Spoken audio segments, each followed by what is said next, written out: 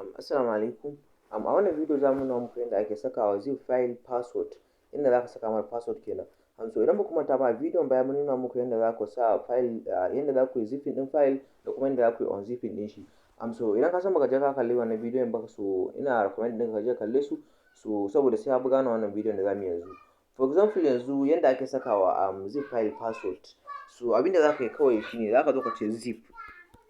So amfanin sakawa ZipFile password, for example yanzu kana so ka yi zipping din wani file mai amfani, so baka so kowa ya samu file din ya je unzip din shi, so za ka yi saka mai password wanda kai kadai ne ka san password din nan.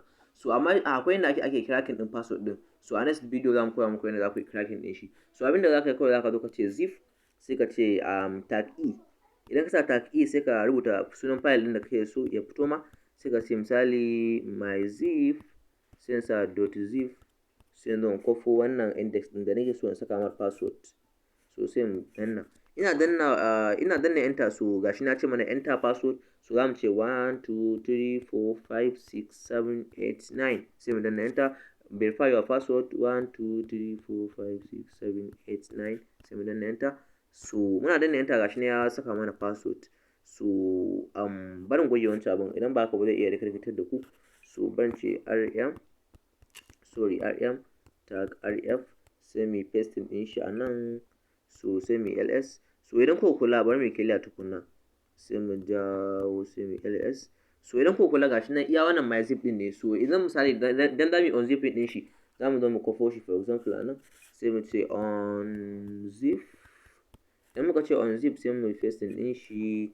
So muna danna enter zai ce mana gashi nan ZipFile password contain password, wato sai mu cire password din ma yanzu. So a misali yanzu muka tagwa da wrong password, haka random password, muka danna enter zai ce mana password is incorrect. Idan kuma mu gwada su uku, to direct zai fitar da mu daga ciki. So idan muka ce again kaza muka danna, so gashi nan ya ce mana password is incorrect. So abinda za ka yi shine saboda da yake mu muka zipping din shi, kuma mu muka sa password din, kawai abinda za mu yi shine za mu zo mu ce unzip, sai mu danna. So password din da muka samu shine 1 2 3 4 5 6 7 8 9.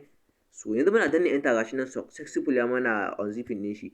Idan muka yi ls za mu muna da index.html. Okay, so ga ta nan index.html. So wannan shine yadda ake sakawa password, yadda ake sakawa ZipFile password. So wannan shine a game da wannan video. Duka da wannan zamu kawo ƙarshen bidiyon nan, sai mun sake haɗuwa da ku a next video.